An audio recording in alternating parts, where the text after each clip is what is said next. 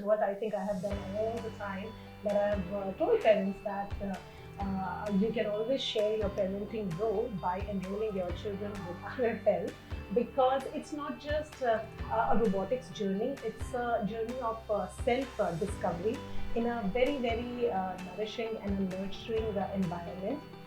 Where the coaches and everybody else are very sensitive to the growing up needs also, and ensuring that each child is able to understand the field that they're trying to experiment with. So yes, definitely, I think this is what we all parents are also trying to achieve in all the activities that we want to expose our children to. But we have sweet and bitter experiences, but it has been really sweet. Yeah. So I think the first thing would be to expose the children to all possible extracurricular activities.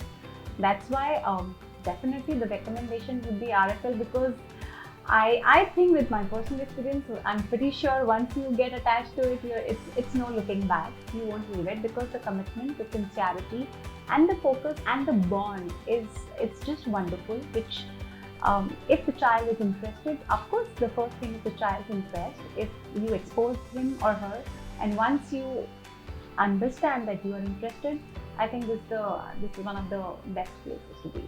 Perfect.